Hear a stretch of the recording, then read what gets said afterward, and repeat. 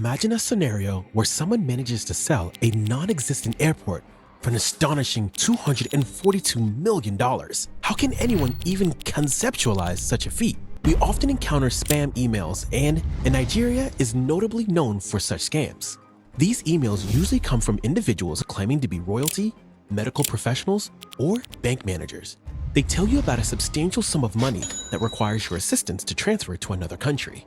In exchange for your help, you're promised a significant share of this fortune. However, there's a catch. You must first send a small fee to verify your bank account before the transfer of millions can begin. This method is a classic in the world of email scams. However, the scam we're discussing today predates the internet era. In this story, we delve into the tale of the Nigerian king of con artists, who outdid these internet scammers by selling a phantom airport for $242 million. In 1995, an intriguing call was received by the manager of Brazil's Banco Noroeste. The person on the other end was not just any citizen, but the governor of the Central Bank of Nigeria. This position is akin to that of a minister, seeking the nation's highest financial institution, responsible for regulating all banks and setting fiscal policies. Given the high-ranking status of the caller, the director of Banco Noroeste perceived the conversation to be of utmost importance. The governor of Nigeria's central bank revealed plans to construct a new airport in Abuja, one of Nigeria's largest cities. The director's interest was piqued by the potential of significant traffic and economic activity such an airport could bring to the bustling city. Eager to know more, the Brazilian bank's director listened intently, unaware of the unfolding scheme. Continuing his pitch, the governor of Nigeria's central bank elaborated that Nigeria was actively seeking investors for the airport project, with the cost estimated around $250 million. He subtly pressed the urgency by mentioning that this lucrative opportunity was being offered to multiple banks worldwide. It was implied that the delay could mean missing out, as another bank might seize the chance. The manager of Banco Noroeste was captivated by the prospect. He pondered over the potential profitability of airports in major cities, considering them among the most rewarding investments. The reasoning was straightforward. An average-sized airport could recoup its initial investment, in this case, $250 million, within just a year or two. Thus, to him, this proposal seemed like a once-in-a-lifetime opportunity, too good to pass up. As the Banco Noroeste director pondered the proposal while on the phone, the governor of the Central Bank of Nigeria introduced a tantalizing personal incentive. He offered the Brazilian bank manager a commission of $10 million, framing it as a reward for facilitating the deal. This additional promise significantly heightened the manager's enthusiasm.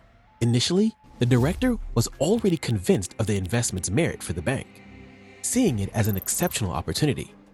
However, the prospect of earning a personal commission of $10 million made the deal appear even more lucrative. The combination of potential institutional gain and personal profit was compelling, pushing the manager towards seriously considering the proposal. The Banco Noroeste director, despite being in a position of trust, seemed less concerned about the source of the funds for this investment. They were the bank's customers' deposits. This detachment perhaps made it easier for him to commit to the venture. Finally, after some negotiation, he agreed to the deal with who he believed to be the governor of the Nigerian bank. He declared Banco Noroeste's intent to invest in the airport project and began the necessary procedures. Unbeknownst to the Brazilian bank director, he was not communicating with the governor of the Central Bank of Nigeria at all. Instead, his correspondent was Emmanuel Nwude, not involved in the legitimate airport construction. There was no such project in existence. It was a fabricated scenario. Was actually the director of a different financial institution in Nigeria, the Union Bank of Nigeria, a private commercial bank. He was already a man of reasonable means, but was driven by greater ambitions. Nwude's goal was not modest. He was aiming for millions, and he saw this deceptive scheme as a means to achieve that wealth. Emmanuel Nwude, contemplating how to amass a large fortune, concocted an audacious plan to fabricate an investment opportunity in building an airport in Nigeria's capital. Despite being a bank manager with a substantial reputation, Nwude recognized he needed a more prominent identity to execute a scam of this magnitude.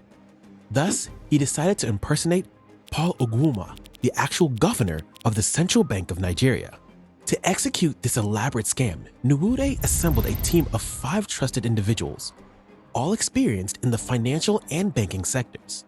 This team was well versed in the workings of banks both in Nigeria and internationally. They also had access to private information about key features in Nigeria's financial sector, which facilitated their impersonation of high-profile individuals.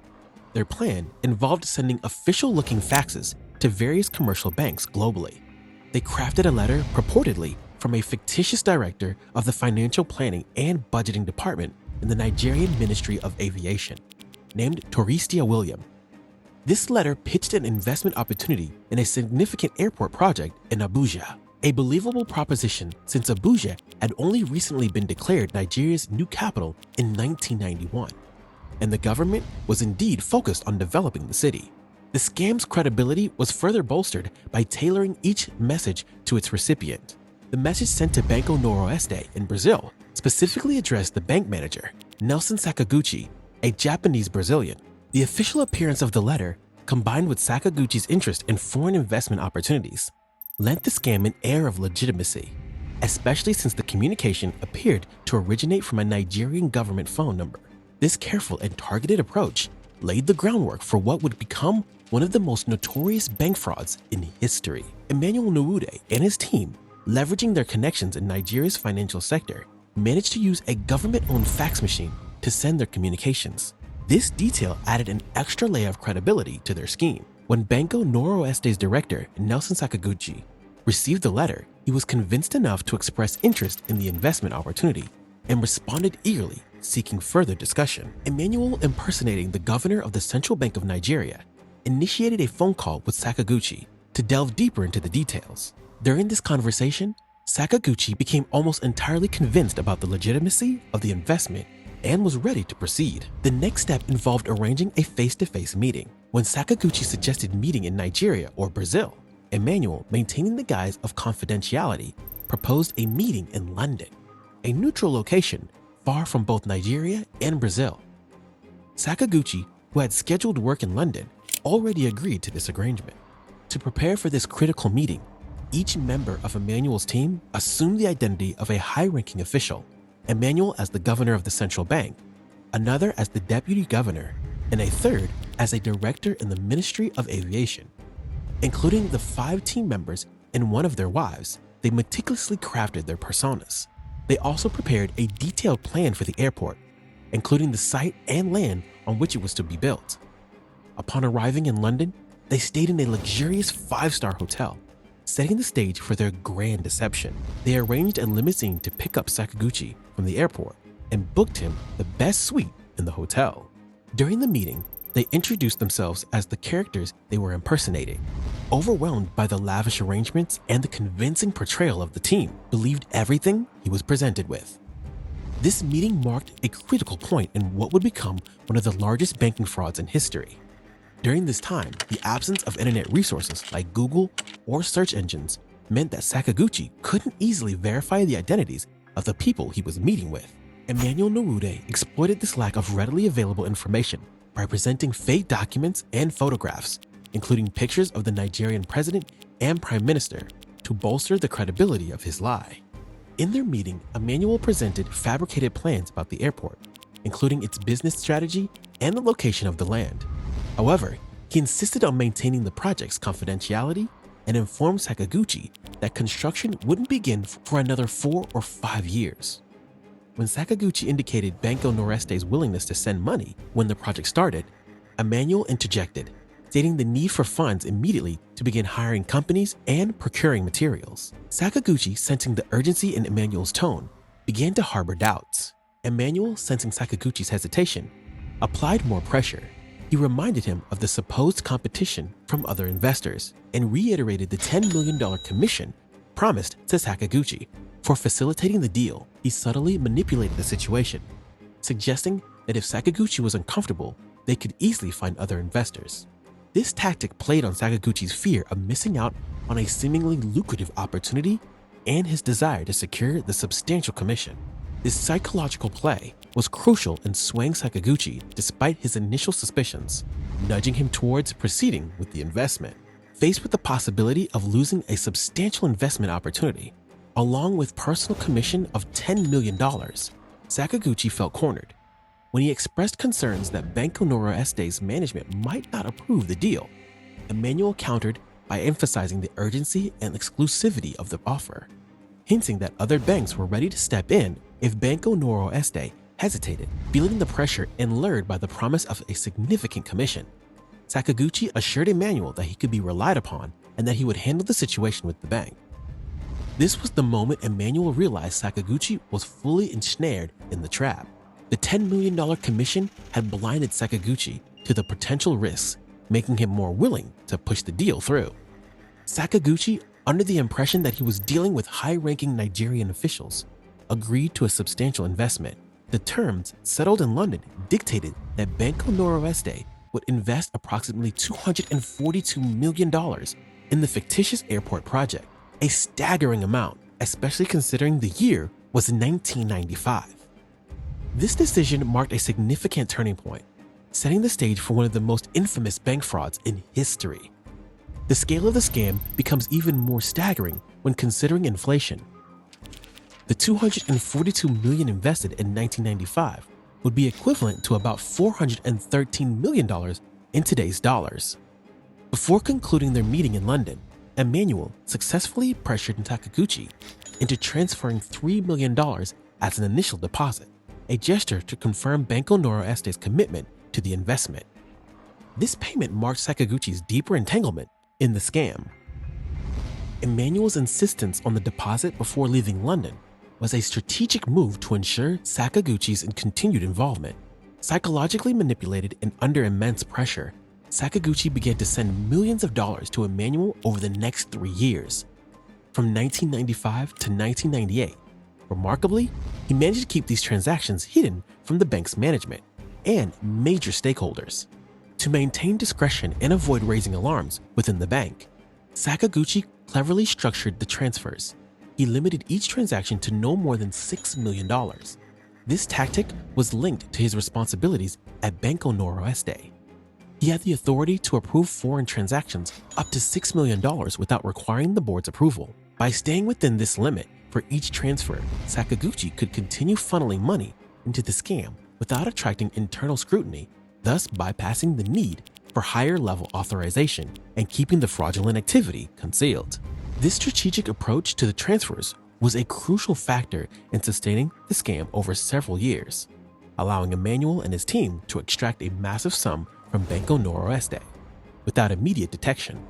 Sakaguchi's actions, driven by the lure of personal gain and manipulated by Emmanuel's skillful scamming tactics, led to one of the most significant financial frauds in banking history. The second key strategy Sakaguchi employed was diversifying the transfers. Instead of sending the entire sum to one account or country, he dispersed the funds across various nations like the United States, Britain, Switzerland, and Hong Kong. Additionally, the transfers were made to different banks, further complicating the tracking process. This intricate network of international transactions helped avoid raised suspicion with Banco Noroeste's management, as tracking such dispersed funds was deemed the responsibility of the bank manager. Meanwhile, Emmanuel Nuude and his team in Nigeria skillfully laundered the money through 17 different banks, mixing and distributing the funds in a manner designed to elude detection. Over 3 years, Sakaguchi transferred a total of $242 million to Emmanuel's group.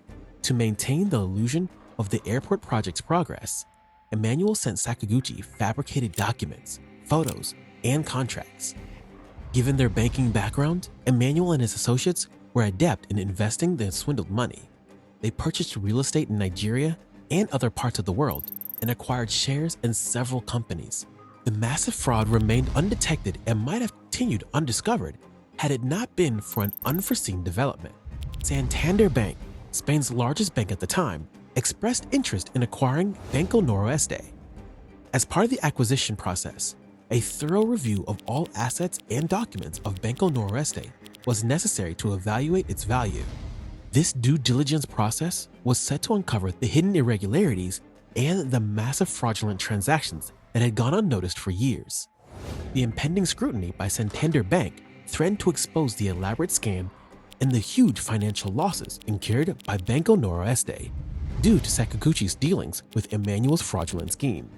A joint board comprising members from both Santander Bank and Banco Noroeste was established to scrutinize the financial details necessary for evaluating Banco Noroeste's value. To their astonishment, they discovered that roughly a third of Banco Noroeste's capital, amounting to hundreds of millions of dollars, was missing. Nelson Sakaguchi, the bank manager, was called before the board of directors to account for the missing funds. He confessed to independently orchestrating a massive investment deal with what he believed was the Nigerian government. Over 3 years, he had transferred $242 million for an airport construction project in Abuja without informing the board. The bank's leadership was shocked and incredulous. Sakaguchi had been a trusted manager for 14 years, yet he made such a monumental decision in secret and through suspicious means. An investigative committee was formed to trace the complex network of international transactions through which the funds were dispersed. Despite their efforts to track the money across various countries and banks, all leads ultimately pointed to Nigeria. The lack of stringent financial controls in Nigeria posed a significant challenge in identifying the actual recipients of the funds. The investigation gained momentum when Western banks, particularly Swiss banks, got involved. After scrutinizing the case, they froze several accounts through which the money had been transferred. Pressured by these international banks, Nigerian banks feared their accounts in Switzerland and other countries might be blocked, were compelled to cooperate. They were asked to assist in uncovering the true identities of the account holders involved in the fraudulent scheme. This international pressure was crucial in unraveling the complex web of transactions and getting closer to exposing the individuals behind the massive fraud. The cooperation of Nigerian banks, prompted by international pressure, led to the unmasking of Emmanuel Nwude and his associates. However, a significant hurdle emerged. Nigeria lacked specific laws against financial fraud at the time. Consequently, Emmanuel and his team remained free in Nigeria, possibly aided by bribing local officials to ignore Western demands for their arrest or investigation. Meanwhile, Banco Noroeste was sold to Santander Bank, but due to the massive capital loss, the sale was at a significantly reduced value. Nelson Sakaguchi faced trial in Switzerland for financial fraud and money laundering and received a prison sentence. Despite the efforts of Banco Noroeste's owners to recover their losses through legal means, most of the embezzled money and property was in Nigeria, where the government showed little inclination to cooperate. The situation remained stagnant until Olusegun Obasanjo became Nigeria's president. Observing the rise in financial fraud, Obasanjo established the Financial Crimes Commission in 2003. By 2004, the commission launched an investigation into Emmanuel Nwude's scam, leading to the arrest of 5 of the 6 conspirators, the 6 having died in a suspicious car accident. During the trial in Abuja, Emmanuel Nwude attempted to bribe officials and jurors, leading to the judge to transfer the case to Lagos. Despite continued efforts to bribe officials, including an attempt to reach the head of the Financial Crimes Commission, Nwude was unsuccessful. Amidst the trial, a bomb threat, later found to be a hoax, caused a session's postponement. Negotiations ensued, with Nwude initially offering to return $10 million, then $40 million. But when prosecutors insisted on at least $120 million, plus a $10 million fine, ultimately, Nwude agreed to these terms and was sentenced to 5 years in prison, of which he served less than 2. He successfully reclaimed about $50 million in properties, allegedly through bribes. In 2016, Nwude was arrested again, this time on charges related to a land dispute that resulted in a guard's death and injuries to several police officers. Given his history, it's uncertain how long he served for this offense, but it is likely he continues to live a comfortable life. This story serves as a stark reminder of the complexities and challenges in combating international financial fraud, especially when it involves cross-border legal and enforcement issues. Thank you for following this astonishing tale of one of the most notorious financial scams in history. It's a reminder how ingenuity, when misdirected, can lead to extraordinary consequences, and the importance of vigilance in the financial sector. This story underscores the intricate nature of international financial crimes and the challenges faced in bringing the predators to justice. If you found this story intriguing and educational, please consider subscribing to the channel for more insightful content. Don't forget to like this video to support our efforts in bringing you more fascinating stories. Sharing this video with your friends and network can also help spread awareness about such scams, potentially protecting others from falling victim to similar schemes. Your engagement helps us grow and continue providing you high-quality content. So, subscribe, like, and share, and stay tuned for more interesting videos. Thank you for watching, and I look forward to seeing you